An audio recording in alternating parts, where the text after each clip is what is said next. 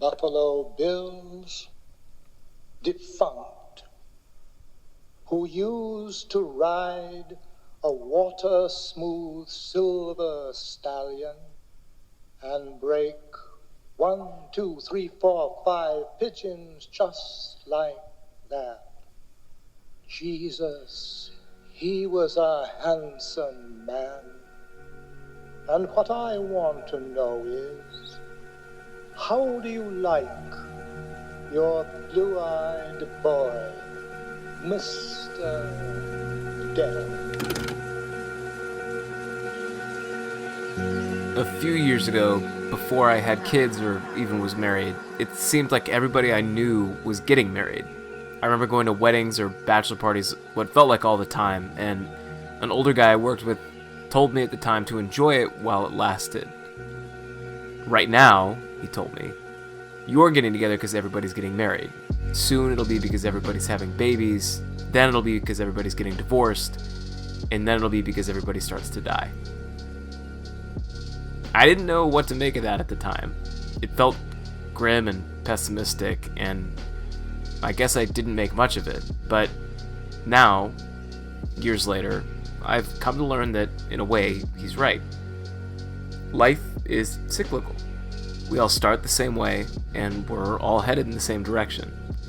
And we deny this, of course, all of us to varying degrees and in different ways, but it's true. In my first encounter with death was when I was 6 years old, and it drove me to write poetry. My pet hamster, Digger, died. Well, it was actually Digger's replacement, unbeknownst to me at the time, because my dog had eaten the original Digger while I was sleeping, and my mom had stealthily replaced her before I'd realized, but that doesn't matter. The emotional impact of her death was still the same. And I wrote an ode to Digger, which was the first poem I ever wrote, and it's the first time that I remember realizing that things could end. And the first time that I saw death really mattered to a person was when my grandfather, my mother's father, died. We weren't especially close, and I remember not feeling too much at the time, but it completely changed my mother. She quit her job, went to culinary school, remarried, sold her house, and lived on a sailboat for a few years. She realigned her life after that death to live differently. And I've always found that kind of inspiring about her. That my grandfather's death affected this tectonic realignment in her whole identity. I didn't feel much until the funeral, when they played Danny Boy, and I sobbed like a baby. His name was Daniel.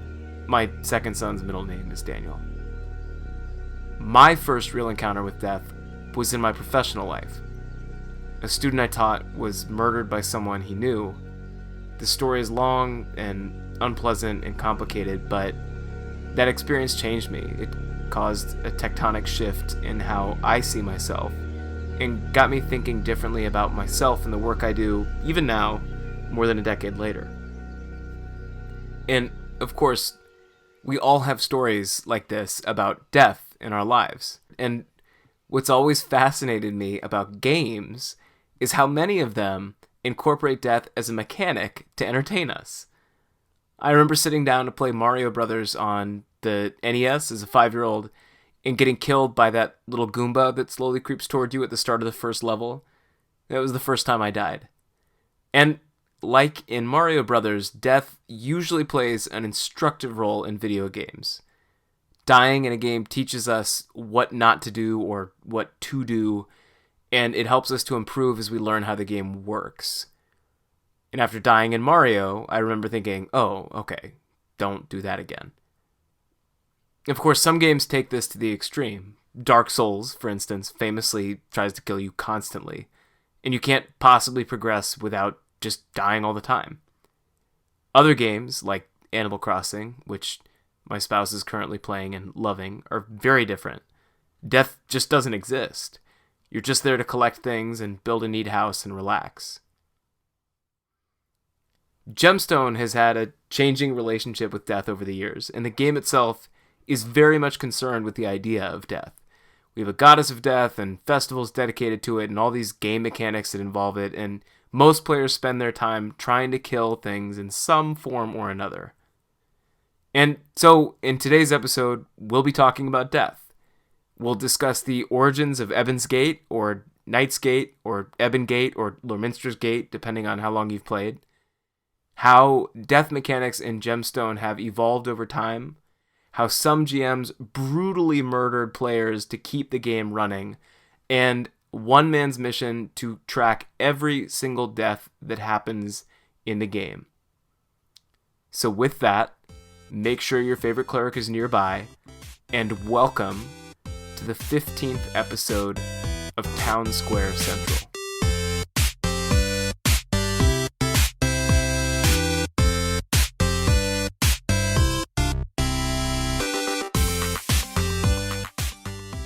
Joining us again on Town Square Central today, we have Elysia, who is here to talk with us about the origin story of Ebon's Gate and its connection to the concept of death in Gemstone. So Elysia, welcome back to Town Square Central. Really happy to have you. Hey. So tell us about your understanding of where Ebon's Gate came from and what that whole thing means. Okay. Well, let's see. I love Halloween a lot. The whole holiday is fun. To me, it's just centered around fun and family and costumes and games. And, it's a good excuse to spend time with people you care about. I have always loved Halloween festivals and all of those things. And I said in the summer of 1998, I think it was. I'm looking at Erek, and he's looking at me over his monitor with his hands in the air. Okay, I think it was 1998. I want to do a Halloween carnival in the game. And he's like, huh? I said, well, I need you to help me write code. So I talked him into it, and it started off as just, we thought we would just do a little carnival, right? Bobbing for apples, throwing darts at things, just little games that you could play and maybe win some prizes. And I went to the office to get permission to build it. And Suze Fawn, who was our manager at the time, she said, let me check, let me make sure. So she went in and talked to them, and she came back and she said, well, you can do it, but we want it to be a paid festival. And I said, what's a paid festival? So we'd never had anything like that. And she said, well, we want to, charge admission and put it up on the box office. And I said, well, I need to change the plans because it needs to be, bigger and better than what we were initially thinking if we want to have it be a box office ticketed event. So from there, we started to plan and build something a little bit bigger, and it became sort of we can't just set out carnival games in Town Square East. Kind of, okay, we need to really come up with a theme for this, and we started sort of iterating through. And we quickly arrived at Lorminster. We had not that long before then been forced to de-ice very quickly, and Lorminster was the new name for the goddess who was, the goddess of death and changing over to the afterlife and all that. We started thinking, well, maybe we'll name it after her, but I didn't really want to name something that was supposed to be fun after her, simply because there are players who take their role play really seriously, and maybe they follow her, and maybe that's a huge part of their role play, and I didn't think I wanted to. You don't want them to define their role playing by apple bobbing. Right. I didn't want to insult anybody or hurt anybody's feelings, so we kind of kept going. We thought about her, and we thought, well, I don't really want to name something after Lorminster directly. But, she's got this gate that you pass through, and, we were thinking about real life. So you've got Halloween and All Souls and All Saints and Dia de Muerte and celebrating people that have left us and all those things. And different cultures do it differently. And we thought, well, let's make this really fun. Let's talk about the gate. And we started out with, I think Knight's Gate was the next iteration of the name, but it just didn't sound right. Didn't sound like, I don't know. It just didn't sound right. No, so it sounds we kept like an talking 80s sci-fi game, like Knight's Gate. It does. I know, right? Or a really bad band or something. Yeah. And somehow we landed on Ebon's Gate, and I could not tell you which one of us came up with the name, but Ebon was a replacement for the word night, and Ebon's Gate just stuck. I mean, it's a color, right? Yeah. So it kind of stuck, and we settled on it, and we left it that way just because, like I said, the festival, if you went to the very first one, which there have been 4 iterations now, I think. I missed some of them because we were away for a while. But the very first one was very centered on having fun, but also celebrating. We had a graveyard. We had places where you could go and think and contemplate. We had ghostly versions of some of the town NPCs, like the Flower Girl. You know, it was definitely more themed around passing and celebrating people and having fun too. You know, we had a lot of ghostly NPCs in the place and games you could play and merchanting and stuff, of course. It was a short event. It was only open for a weekend back then. We usually opened it Friday as soon as most of us could get home from work, and ran it until late on Sunday night. But that was really it. You know, it sort of born out of just the desire to take something that was always fun in real life and bring it into Gemstone. It's hard to bring real life holidays into Gemstone. You have to, or any, you know, IP. You kind of have to. It's like Great Father Winter and WoW, right? You kind of have to. You have to cheat find it in. a way. Yes, you have to cheat it in. And that one felt a little bit better to cheat in than most, just because in a lot of ways it's a very secular holiday, right? For a lot of cultures. For some it's not, but for many it is. And well, I think that's also though part of good game design though, is that you are layering the elements of the game that you're building onto players' existing expectations and experiences, right?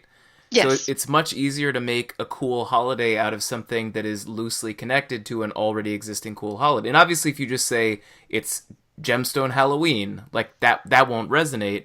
But finding a way to do something on brand with sort of like the meta experience of players, I think it's just good game design. Yeah. Well, that's kind of you to say. And part of it too also was that our original plan, and we did this for several years, and over time things changed. This is a long time ago. We wanted to have a couple of holidays that could be celebrated in the game that didn't really hugely clash with real life holidays, meaning we didn't want a Christmas season festival because everybody's busy at Christmas and New Year's with their own families and their own children. Going on.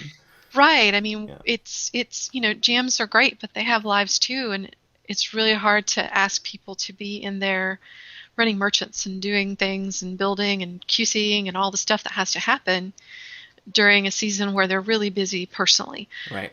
So for a few years, we did a thing where in the spring, we started the spring after the first EG. That EG was hugely popular and people seemed to really have a good time. So we built the Festival of Oleani, which we ran as sort of a May Day festival, the 1st of May the following year. And we ran that for several years, thinking that, you know, we'll do 2 big festivals a year and they don't conflict with, I mean, the worst thing about the Oleani one was it was in early May. And so GMs who were in school were like, I got to study for finals. Right. But for most of us, that was an okay time. And then Halloween was usually an okay time because it was before most people got spun up for Thanksgiving and Christmas with families and stuff. So, yeah, that's that. That's how EG happened. And so the name, I know that it started as Knight's Gate and... Lorminstra's Gate. And then Knight's Gate, because we felt like we shouldn't call out Lorminstra specifically because, like I said, there were carnival games there. Yeah. So, you know, it's unbecoming of the goddess of death. A little bit. It felt a little bit, yeah. So Lorminstra's Gate to... So then we talked about, and then we decided, well, we're just going to call it, just say the gate, right? And well, the gate doesn't really have a name, so what is it? Is it Knight's Gate? You know? Yeah. We don't know, and that just sort of morphed into Ebon's Gate. So Lorminstra's Gate to Knight's Gate to Ebon's Gate to now, I think by popular usage, it's Ebon Gate now. But it's so funny. We came back our last conversation, I have refused to call it anything other than Ebon's Gate because it feels wrong. Well, okay, so we had been gone a long time, and when we came back, people were saying Ebon Gate, and I'm like, what happened to the S? Yeah. And everybody was like, oh no, it's Ebon Gate, and you were like, I made this thing. It is not that. I looked at Erek. I'm like, I'm not crazy, right? Yeah, right. It was Evans Gate, right? And then, I mean, like that's all what all my old notes and my documentation said and everything. And he's like, yeah. But people kept swearing it was Evan Gate. And I got to laughing so hard one day. Somebody posted in Discord, they actually went and looked in their account at their old box office purchases and found the ticket. And the ticket said Evans Gate. So You're vindicated. Yeah. Well, my memory's not quite as bad as I feared it was. So Yeah, here we go. Yeah. Yeah. And it is amazing to think about how much this has changed from, like, hey, let's have a like a fall time bobbing for apples event, to this, like, what is now I think the premier like big pay event that Of the year. Yeah. And, it was was a weekend, you said, and now it was a month last year. I'm gonna butcher his name. Do it. That's the whole point of this podcast. Wyram. Yeah, that's right. No, you didn't butcher it. You actually said that correctly. Is it? Okay. Yeah. Oh, he would probably tell you that DR is probably where they make their money. I'm sure he would. But I think for a lot of the players, they may pull in more money in right. DR, but I think that's probably where they make their big Simu-coin sales. But I think Wyram, for a lot of us, Evans Wyram Gate himself, is Gemstone. Well, I think that he would actually probably agree with that. And I think that I talked to him about it ahead of that event last year, and I think that he described it as such. I think he very much thinks of it as like the signature event of the year. And DR may be a bigger draw for that group of folks that really farm the arena and really try to pump out try to pump out blood script to get what they want. It has a different purpose. Exactly. Yeah. And I think that that's a thing that someone pointed out. So I didn't love Rumor Woods in its first run. And someone pointed out that, like, for a first event that is trying to be something different than what the other events are in Gemstone, it was great. Yeah, I think it did well. Yeah, and I think that when you think about it through that lens, that not every event is trying to please everybody, it totally changed the way that I thought about it. And I was like, oh, a lot of the criticisms that I had sort of evaporate because, I like the DR style events for a while. I like the Evans Gate events for a while, but I think variety is what makes all of those things feel fun. It is, and I feel like big interactive events like EG would probably be diminished if we had them constantly all the time. They wouldn't be the same. Like this past weekend, they did the Merchant Palooza thing, and that was so much fun. I know that they probably had planned to be working at Briar Moon, but it was still wonderful to run around and see everybody and go to places I hadn't been in a while and see bunches of merchants and get some cool stuff. I have a Rolticorn now. It's awesome. A what now? A Rolticorn. That sounds more like an Erek thing than a you thing, but that's okay. No, you know what it was? A couple years ago when a new group of AGMs was hired and they built that little carnival that they ran for the weekend. Oh, the Carnival of Freaks? Yes, there was a little petting zoo there, and it had a Rolticorn in it. It was really a Rolton, and it had a fake horn on it. But I loved it, and ever since I've wanted a Rolticorn, so I found a stuffed Rolton and got it altered. So now I have a Rolticorn. That's great. And I know, I thought of Erek this past weekend because I saw some merchant came around who was specifically working on chairs, and my gut reaction was like, who cares? Like, whatever, it's just the chair merchant. And then I was like, oh, I know one guy who is very excited about this. So I was excited. I went and I got my chair altered. His is all done already. He got lucky with spins at EG, so his chair is all done. Well, I think that chairs are actually much more popular than the fact that I just assume that everybody shares my feelings, right? So I was like, I don't really care about chairs. People love the chairs. So, there's something for everybody in Gemstone. That's what makes it special. Yeah. I mean, there really is stuff for everybody in there. Yeah, that's true. You may not love violas, but trust me, lots of people do. Same for chairs. Same for all kinds of things. No, we all have our beloved fluff, even if it's secret beloved fluff. Exactly. Yeah. And it makes me a little sad to think that there was a dead flower girl walking around the landing at one point. But I'm glad to have gotten I regret that that I haven't seen the intermediary festival areas. Like, I would have loved to have seen Fayrot. It sounded awesome. And I don't even know the name of the one that was before Fayrot, but there have been at least 4 or 5. That would be a fun event, would be to bring back those old spaces. And they do that from time to time, right? Like, they bring back old spaces. They do. I don't know if they could bring back the first couple of EGs. Like the first one ran until the original one that we built was about 160 rooms, not counting the interiors of the merchant shops. And it ran until 2001, maybe 2002.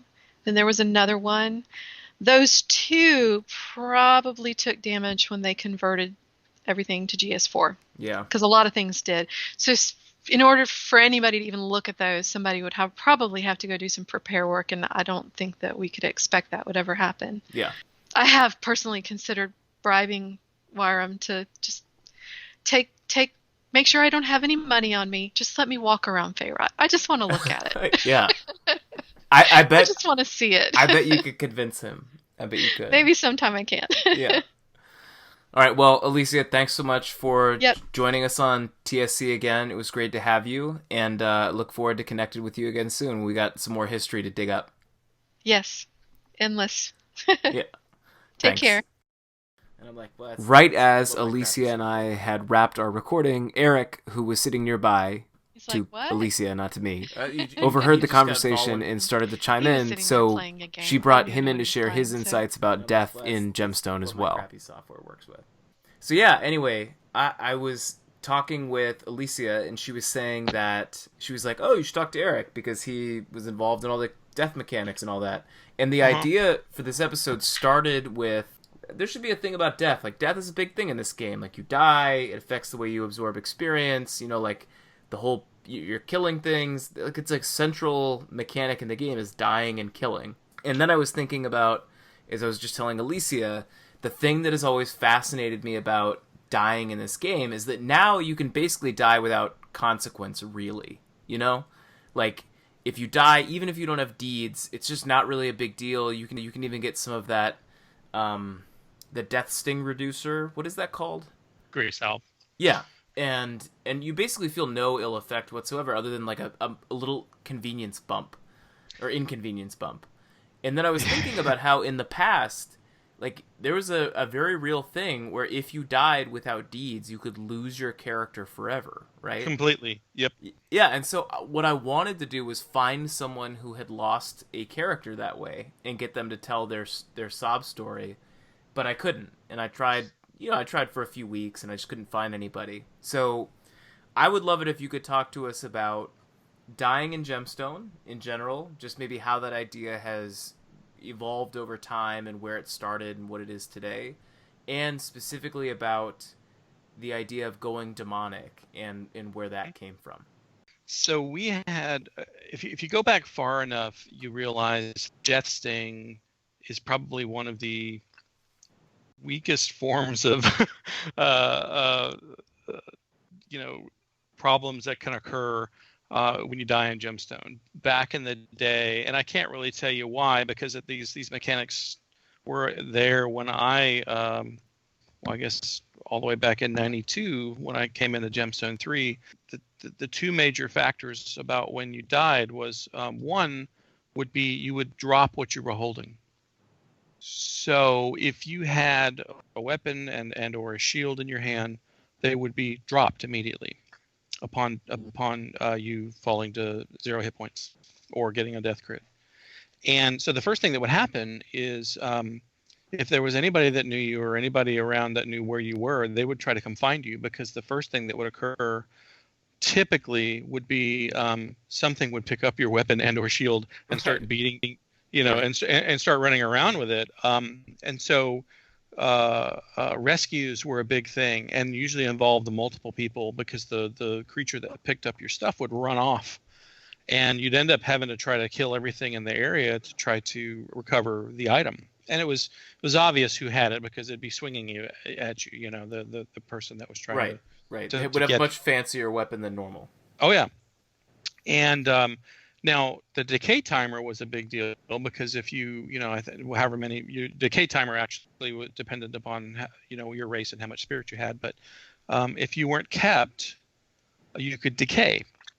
And if you decayed, your body would decay to compost, leaving all of your stuff where you had died. Oh, I didn't know that. Yeah, it would all stay there, and you would wake up In the closest cleric temple, whether that would be the Temple of Lord Minster over in Wendor's, or wherever. Back then, there was really only one. And so then there would become this mad dash for item recovery that would occur if you had decayed. And so it was a big deal. The other thing that would happen is if you would decay, of course, you would lose a deed. I think maybe it might have been 2 if you decayed, but either way, deed loss had a big factor to it, because if you died, had no deeds, you were immediately sent to the character manager. If I'm remembering correctly. Yeah, Elysia is nodding at me. You were immediately sent to the character manager and forced to re-roll. There was no passing go, Wow. no collecting $200, and so you had to make sure that you had deeds no matter what. And that whole lost their soul to demonic thing, if I recall correctly, that did not occur only if you died with 0 deeds. It would occur if you died with 0 deeds and died a spirit death, meaning you died because your spirit went below 0, actually, or at 0. I can't remember, but those 2 factors would message the game that so and so had lost their soul to the demonic. And a lot of people mistakenly thought that meant, they were a secret society character and died some kind of way that way, but that wasn't really the case. It was if you died a spirit death and had no deeds when you did it. Now, I could be wrong about the deeds thing, so somebody may have to fact check me whether it was die a spirit death only or die a spirit death without deeds, but I think it's the latter, where those 2 occurrences had to happen. But what caused you to have to re-roll your character was just decaying without a deed, right? Yeah, right. Having no deeds. And decaying. When died. Mm-hmm. Wow. And so, and that had to have happened to actual people, right? Because I tried for a while to find people that had happened to, and I couldn't. Because that was a while ago when that mechanic was in place. So yeah, do you have any stories of people that happened to and how they reacted to it? Well, it typically would happen if somebody rage quit. That's really usually when you saw it, because everybody generally knew that it could happen, and so more often than not, they always had deeds. So every once in a while, you'd see a message, so and so lost their soul to the demonic. Typically, was because they had suffered what we call a credit card death, where their credit card had melted and they couldn't play anymore, so they decided to just end their character rather than try to continue. That was a typical occurrence way back when Genie was $6 an hour, or even AOL was a per hour cost, and some people racked up several $1,000s in Genie bills in a month. Was common. And then, of course, then they'd maxed out their credit card, right, and they leave the game, and that was a way to do it in grandiose fashion. That was the typical occurrence. I can't recall an occurrence myself where someone did that accidentally. I'm sure it happened. Yeah. I actually caused someone to decay by accident when Cladesburn opened. Yeah. So when we opened Darkstone Castle, Cladesbrim was its name when we opened it, I had a spell stripping mechanic. And I don't think it strips anymore when you're in Darkstone, but back then it would pull spells off of you on occasion. And it was the first time anything like that had happened, where you had a mechanic in the game that by an ambient system, the spell would get stripped off of you. Well, I was not very careful in what sort of spell effect I was removing when I coded that system. I see where this is and going. I stripped the decay timer. and on opening night, I think it was either Bleeds or Blades was the character that they had died at the entrance, and I can't remember. It was probably a rotor that jumped on him and crit killed him because of the impact. And he was waiting to get help. And there were people everywhere because this was, the opening night. We had just let down the gate that was kind of keeping Darkstone away from the rest of the world, and he was waiting to get a cleric to come help him.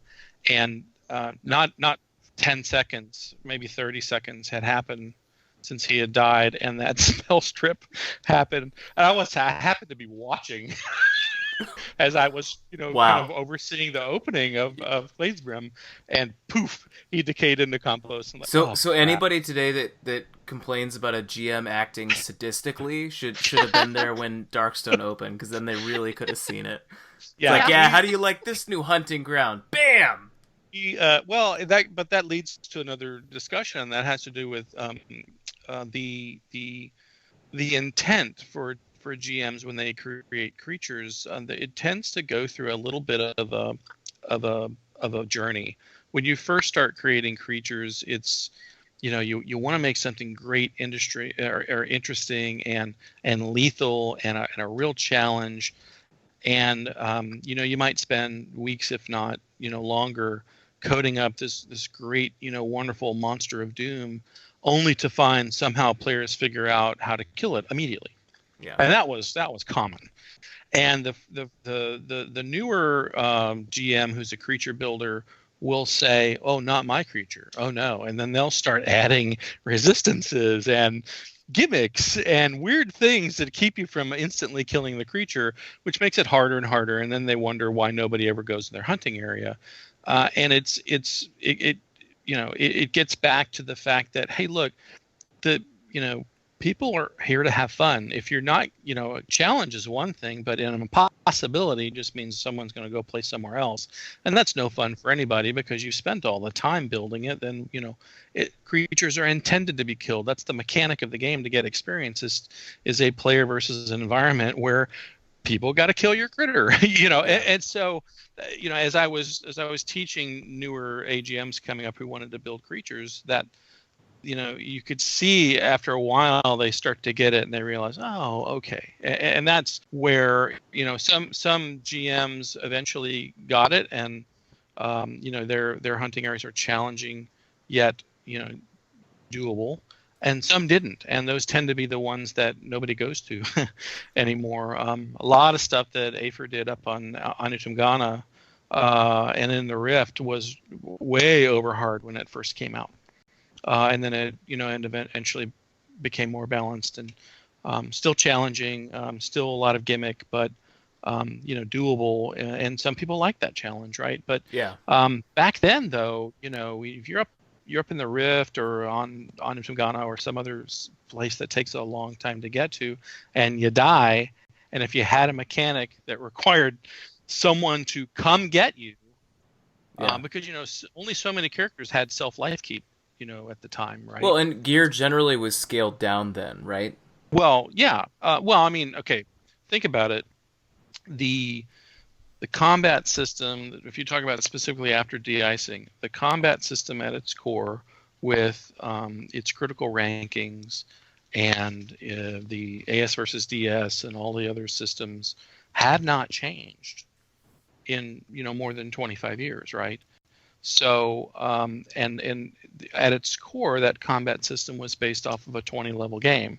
Right. And then, of course, we extended it and expanded it, et cetera. But there's very little that's changed there. So if you happen to be lucky enough to have 10x gear and a 10x miscellaneous DB item that adds, you can wear it, like boots that give you plus 50 DS, which exist. Yeah. Those things made you nigh invincible at that time, but if you lost them, they were devastating to lose. I can't imagine. Yeah. I can't even imagine that. Now, at one point in time, we had tried to come up with a way to, okay, well, how can we make it so that gear isn't so important? Because I think one of the things that really kind of blew everybody away when we were kind of building out the game was, we didn't think people would get so attached to gear. Yeah.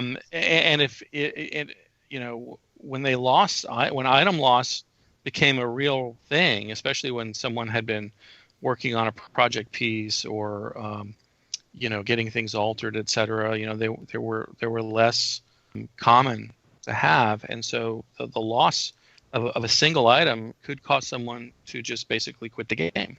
Yeah. Which is no fun for anybody. So, I think over time, especially as the norm of other games that came out and didn't have that mechanic, it became the norm to relax the item loss aspect of it and make it just a little bit more commonplace. But I think it's, in a way, well, this is basically just my opinion, but it's swung a little too far into the death is meaningless type category with salve and all those other things that make it easy for someone to just rub a few applications of salve and keep going. But it's not my product anymore to worry about, so I don't mind it. I think that the challenge is that you're going to have people, no matter where you land, and you're going to have people that disagree with you on that. Because I know people who want essentially like hardcore to be the way that the game exists. That if you die, it's over, and they want their encounters with critters that they're fighting to be insanely challenging and difficult, and they're hungry for more, harder, stronger stuff. And then I know people, too, that just want to explore and have fun, and they're not looking to challenge themselves every time they go out to try to get experience. And I think that trying to satisfy both those players is tough. And I think, I've never capped a character. I've never hunted in the Rift or in these super challenging areas. My highest character is 72. And so the area that I've been hunting in recently is in I think it's the Derelict Village in the Red Forest. Okay. Where the Ilvari sprites and pixies are. And people said, like, oh my god, I hate that area, like, it's terrible, it's so hard. I love that area. And I love it because if you are not quick, and if you do not react really fast, you'll get killed by these really obnoxious little fairies that play tricks on you. But they're really easy to kill when you actually hit them, Yes. And so I think, to your point, when you were just talking, Eric, about sort of designing these tough creatures that also can be killed, like, that area feels like that to me. And it's probably because it's what I'm in right now. But if you're not careful, you will definitely die. And I have died in there a fair amount. But it's just enough to keep me on, like, my toes without sort of repeatedly knocking me over and making me not feel like it's worth it. And that's the best kind of area. Those are the best kind of creatures. Yeah. We tried really hard with Elven Nations. At that point, we had a pretty, I think, and I say this as an observer, robust and very skilled team of creature builders by 99, 2000, 2001 when those critters were being built. And I think they're some of the best in existence for that reason. Like the Griffin's Keen, the forest that you were just talking about with the sprites and the pixies. They're great areas. The creatures are fun. They're challenging. They have unique mechanics and unique personalities, which is kind of awesome. They're not just, oh, hey, it's another undead. Another zombie. Doing the same things. Yeah. Yeah. No, that is, I think, the fun part of hunting something. And I talked about this in a much earlier episode about why I love kobolds so much. And it's like, they're fun, They're fun. We need capped kobolds. That's why I say we need level 100 kobolds. The creature that I want someone to write into the game is a kobold bard that does not actually fight at all. And it could even be in the kobold village. It doesn't need to be like a hard creature. But just a kobold bard that just runs around like singing terrible songs and trying to like rally the troops and doesn't even actually attack you. So the one story that he didn't really tell was how the community handled those death mechanics way back in the day. And this is pre-AOL days when there were fewer people in the game, there were few people playing, and you died. If there wasn't a high enough level character online to come get you, people would log off to avoid that, right? Because you've got that decay timer. Yeah. And they would post message on the board. They'd go sit in Jamie's chat room. There were also phone trees. Right, because this is not like high speed internet days, right? Like you'd have to really sync up on like when someone was going to log in to get you. Correct. Yeah. And so there was a lot of community around. I died in the game. I'm in X place when so and so or so and so, because there was a time where there were like two people that could go. For a while there, and Strom and one other, I yeah, think maybe Lady Dawn. That's true. There's a character by the name of Lady Dawn. I think Lady her Dawn. and Strom were the only ones that could fog to someone. mhm, Yeah. yeah. So you had to wait. Yeah. And so well, when and the trade-off there is that when these stakes are so high, it makes the rescues feel that much more dramatic and exciting. It does, and I will tell you also, it drives, at least at that time, it drove community because Yeah. I started playing in those days, and I did not hunt alone. I just didn't hunt alone. I hunted with my friends, Yeah. and we had a spot that we hung out, and whoever was in the room, hey, our heads are clear, let's go. And we would all group up, and everybody had a job. I was an ambushing bard, and I legged everything, and the casters would then blow its head off, and then we'd loot everything to go back to town, split it. It was very, very community driven. Hunting by yourself was a little bit, people just thought you were kind of reckless and dangerous for doing such a thing. That's not true anymore, but back then it was. Yeah. So the death mechanics were a community driver, I guess is what I'm trying to say. Yeah. Well, in more and ways it than is. one. It is interesting to think about like what the purpose of death in the game is, and I think that to some extent it's to add a feeling of risk to hunting, but then you have to weigh how much risk and what kind of action is that risk driving, and yeah, it's interesting to think about. Mm-hmm. Yeah. Well, Erek, thank you for the surprise conversation and for sharing with us the time that you intentionally caused another character or a player's character to decay just out of spite. There are so many stories we could continue to tell. I mean, in the vein of you just doing malicious things to people.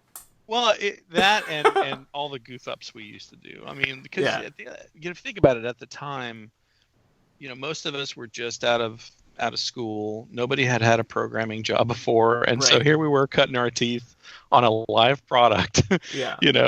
Trying to make it work and build it while we were learning. And some of the stuff, I mean, ask Astilled or Nigel or any of the guys that are now looking at that old code. It is so spaghetti. It's amazing the stuff even runs. The other thing to note is tools have changed. Tools and capabilities of systems.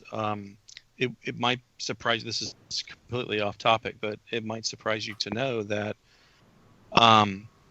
at one point in time prior to us moving to Unix, if about 3,000 items were loaded into the game at once, it would crash. Just 3,000. and now there's definitely players who have that many items just on one account. I'm sure there's hundreds of thousands of open items now. Yeah. But yeah, we part of when you were if you were a GM and you were on duty and you were set to do things like answer referrals and whatnot, one of the main things of your job was to watch the resource monitor. And if more than, I think about 2,800 items, we'd start to get really nervous. Right. And you'd call out to the other GMs and say, okay, we're at 2,800. And what will happen is if they were off working on an area, they would leave it so that it would unload and leave memory. But that's when in the early days you'd see all the invasions, because we would go invade Wennemer's Landing and try to get everybody to leave what they were doing so funny. and get into town. Now, granted, that could actually cause more problem, because the more creatures you created, the more items you were creating. But I mean, I guess if you want to tie it to death in a way, killing the rampant killing of players was a way to keep the game from crashing. Yeah, you were sacrificing a few to keep the entire world alive. Yeah. That was great. I did not know that about invasions, and I really love that, because that's an amazingly delightful detail. It's like, oh crap, there's too much stuff. Blow up the landing. Just kill everybody. It would literally, and what the worst ones when the GM who was on duty only had time to basically scream in caps the number of exists that were loaded in the game at the time. And if you saw 3,000, we would delete clothing. That's one reason why you never saw Banthus with anything other than a burlap sack, is because I had deleted all the clothing except for what had to be carried in the sack. You got tired of remaking clothing. Yeah. I wore a dress. He wore a sack. I mean. Yeah, that's good. That's good. Well, Erek and Elysia, thank you both very much for joining us to talk with us again on Town Square Central. It is always a pleasure, and we're gonna find an excuse to get y'all back again soon. All right, enjoyed it. Yeah. Thanks. Thanks, guys. Bye. Joining us now, we have Jahadeem, whose death index catalogs every death that happens in Gemstone, who died, where, and when. So, Jahadeem, thanks for joining us today to talk about the death index. Awesome. Tell us about your project, which you've called the death index. Tell us how you've come to be involved with this and what it is. Well, first of all, what it is, it's basically a list of deaths as they occur in game, in Prime specifically. And it kind of came out because when I started back up into the game, probably around 2 years or so ago, there was somebody that had a Twitter death thing, poster that kind of died. And people were talking about, oh, hey, whatever happened to that thing? And I was like, no, I could probably pull this off pretty easily. Let me see what I could do. So in some of my spare time at work here and there, I tossed something together, and I was like, okay, well, here's this thing, which was even better than that one in the sense that you could search through stuff, see how many deaths were at different places over certain times, and so be it. So let's start at the beginning. How did this project come to be for you? People were talking about, hey, there used to be this way for us to see people dying, and when they were dying while we weren't in the game. In some cases, it was people wondering how many people were dying during a event that was going on, during like a KST, Ken Storm event in the landing. And the answer, of course, being a lot. Yeah, and people multiple times. Because the thing is, people generally aren't unhappy about dying. A lot of them seem to wear it like a badge, saying, hey, I was at this event and I died so many times. Yeah. But I'm not upset about dying. It just means that I was there and I was proactive and I was working the event.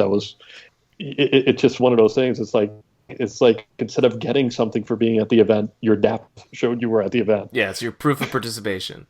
Yeah, exactly. And how exactly do you get all of the information that this index has? Because I'm looking at it right now, and it's tens of thousands of number of just all this data in here. So how exactly do you gather all that? There are now millions of records between deaths and other things that I've collected. It's a client that I ended up writing. I was going to use Lich like everybody else uses, but the problem that I have with Lich is it does more than just connect to the game at its base code. That causes some overhead that I wasn't comfortable with. Plus, I don't know Ruby well enough right now to have patched into what it was doing. So I actually wrote a client in PHP, but that client's its sole purpose is to connect to the game. And then I have a library written that says, okay, for everything coming at me from the game, look at it. And it's basically sitting there looking for, in one case, it's looking for deaths.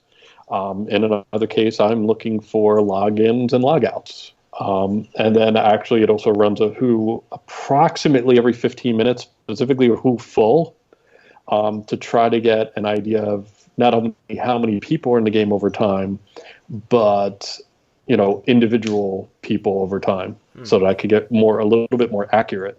And the project, like for folks who haven't seen this, it's a pretty simple interface. Like, well, I don't know what the technical term is, but it's pretty simple to look at because when you load the screen, the first thing that comes up is the deadliest dates, the deadest characters, and the deadliest locations, right? Yeah, and, you got a lot of stuff in here. Yeah, and you can find out all kinds of things. You can find out which region in the game has had the most or the fewest people killed. You can find out who has died most, who has died least, and then you can also, this is the one that I think is really interesting, you can find out which dates have had the most deaths. And I think it's just interesting to think about all of those things. So let's talk through some of those numbers. So what is the deadliest area in Elysia according to your death index? Well, right now, let's do maybe over the last 60 days, probably good. And it's probably going to be the landing. It usually is, yeah. Even with a Duskgrown happening in the last 60 days, the landing is still number one. And that's probably because of the sheer number of people that are either there or interact there, it being the original starting place of the game.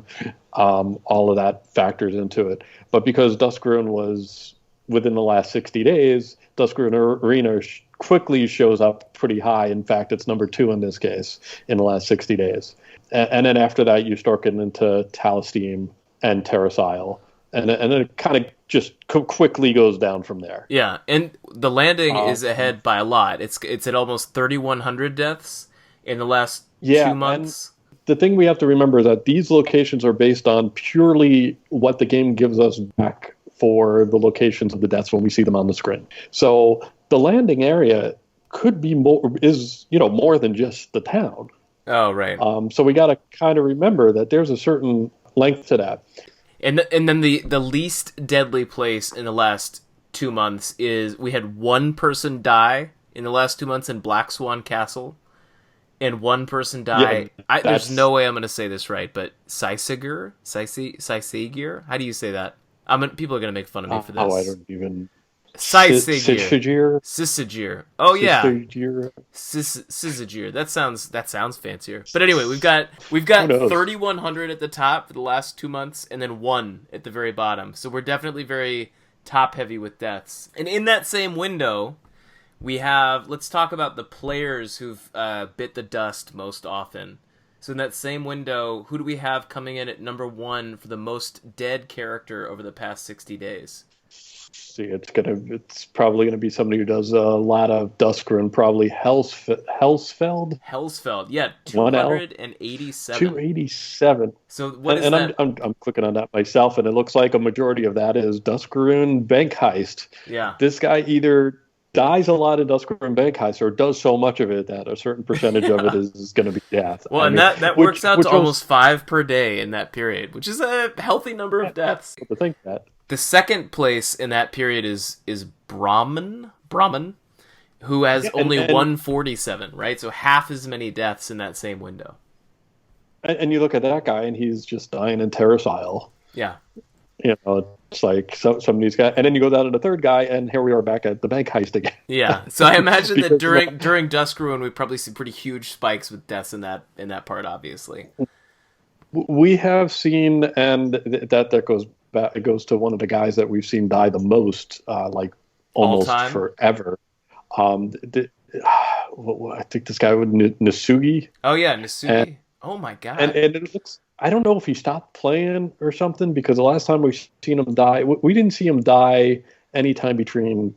It's like we saw a death in mid-March of 2019. We didn't see him die again until mid-December 2019, and we haven't seen him die since. But before that, he died so many times in the bank heist in Duskrune that it's like I can't even. This is all bank look heist. At it. So for folks who haven't used this resource before, you can click on your own character's name and see all of the deaths that have been logged for you. And Nisugi has died. So for all the data all time, has 1,318 deaths, which is 500 more than the second place death in that same window. And almost every single one of them is in the bank heist. Oh, it's crazy, but I guess he wanted to go really do something with equipment. He's really committed. Something. Wow. It amazed me, because then you start getting rid of Duskrune, and it's like, again, it's all the landing and Talesteem pretty much. If we look at deadliest locations all time, you're right. We have landing and Talesteem, and then we've got it's basically like a popularity contest down from there, right? Because then we have Ice Mule. Oh yeah. Then we have Duskrune, which we don't really count. Then Terrace. Then Ta Valor. Yeah. And then we have some of the intermediate areas, like the Trail to Soulhaven, Trail to Ice Mule, Soulhaven, River's Rest, Ream, Sanctum. Yeah. And then at the very bottom, what's our least popular town to die in? It looks like Zologoth. Zologoth is 29th further to 1,710 all time is what I got in the database. Wow. And then let's also talk about the deadliest dates all time. So what date in Atlantean history was the deadliest? Well, what I have in the database looks like February 17th, 2019, or 5119 if you're going by game dates. Which would have been squarely in the almost- middle of Duskruin, right? If I had to take a guess without looking, I would imagine that's during Duskruin and probably over a weekend. Yeah. If I had to take a stab. But that's a lot. I want to look up my character really quickly and see my stats here. So this goes back to, how far back does this data go?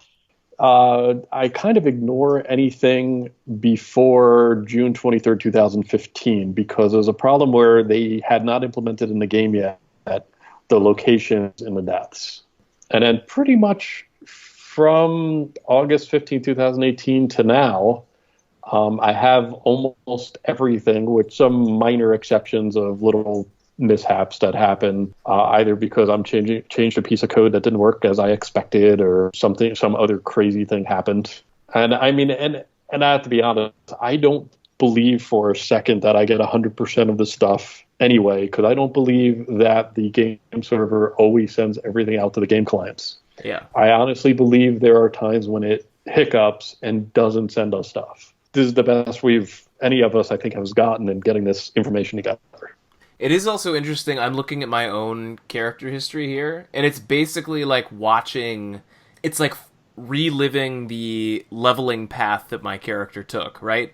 I had all these deaths on the landing, and then I had all these deaths in the Ice Mule region, and then I moved to Tylistum, and then back to the land. It's just funny to sort of like retrace it and be like, oh yeah, it does make sense that I died a bunch of times there. And then I have some that are really random. Like I have one that just says... You died in Ebon Gate. We don't need to talk about that. I don't even know what happened there. But the weirder one is I have one that says Alanthea/April Fools for the location, which I don't know what that means. There are two times of year that they do this. Yeah, April Fools and Halloween. There are times when they change the death messaging for the game. Okay. Unfortunately, they do so in such a way that the death messaging cannot be used to tell what the location was at that time. Okay, so that's just saying random. It's the special messaging for that event. Yes. Gotcha. You've also done work, but you've also done some census work on characters in Alanthea, so can you talk a bit about that? All right, well, what I have so far for that is I probably have about 2 years or so of Who data running almost every 15 minutes, with a minor exception of a gap here and there. But I have a pretty good amount of Who data, to the extent that if I look at the census page right now that anybody can get to, it tries to show like the last 30 days. In fact, even on here, you can kind of see where I have a small gap. But you can also see where all of a sudden Worm, whatever we want to call it this week. It's Wyram.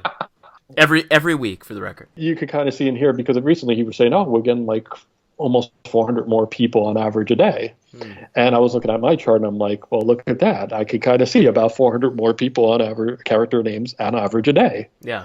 It almost looks like a roller coaster, literally. Yeah. And right now we're at a very high point of the roller coaster. Right. Again. And the hope is obviously that people stick around. Because we all like seeing these high numbers. We want to have more people playing the game with us. We want to have more people in our community. Yeah. And that's what's kept this game running, is us players in the community. And I would like to think that Roma and the powers that be at Simutronics know that. Yeah. And are happy with us. I mean, I kidded with him when I shared with him last night a few of these again, and said, I'll have this stuff until you guys shut me down. And he's like, no, not yet. And I think that this is affirmation to your point that the initiatives that they've been rolling out for the last few weeks are working at bringing people back in. And it does raise the question of how do you keep them? Like, what are you going to do to keep folks around? And I think you're right, 100%, that we're all going to enjoy the game more the more people who are around. It's amazing. It's just an amazing thing, because there's how many games have lasted for this long, or pay to play, and in this case text-based, and it's like, could we all be playing another game that's cheaper graphical? Yes, but this game keeps us all happier because we have those people around us that are like-minded, that care about the game as much as we do, and are there to play with each other, and and especially now more than ever with what's going on in the world. So But this is an awesome project, and everyone should go out and look at Jahadeem's death index, and again, it'll be linked in the episode notes. And I'm gonna load here to see before we part who our most recent death is. So Milo, it's all right, buddy. We know you just died on Terrace a few minutes ago. It's gonna be okay. Get some salve, rub it on there, and get back out there and get hunting. Yeah, but just before that, look who died, the new mayor of the landing. Oh yeah, Leafy. Come on, Leaf. What kind of mayor is dying that often? Let's just hope she doesn't accidentally poison us all. Yeah, or get her legs cut off again. Yeah. Jahadeem, thank you so much for talking with us today about the Death Index and the Census Project. It's exciting. I'm excited to see some potential growth here, and then we will look forward to talking to you again soon. Cool, definitely. Thanks for everything. 2, 3, 4. Despair not for the end that waits for you. Fear not the fire in which your flesh must burn. All the Jedi from all the planets in this putrid universe get eaten by this last one, and now it's your turn. They get eaten by this last one, and now it's your turn. Bones, bones, bones, bones, bones. Bones, bones, bones, bones, bones. The ultimate Jedi who wastes all the other Jedi is eating up all their bones. All their bones, bones, bones, bones, bones.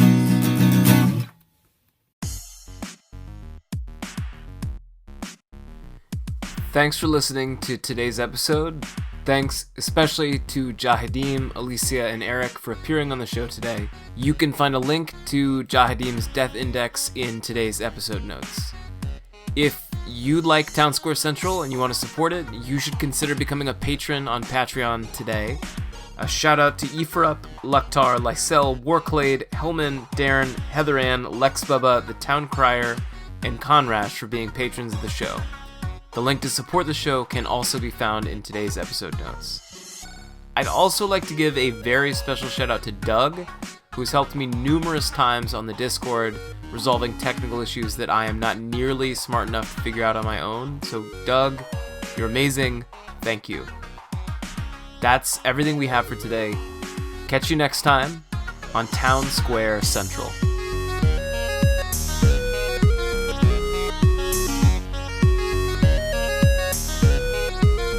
Not the original word. I just want to be clear. I'm not trying to start a beef here. No, he's cool. No, it's Don't okay. worry. it's all good. But no, when you think about the way that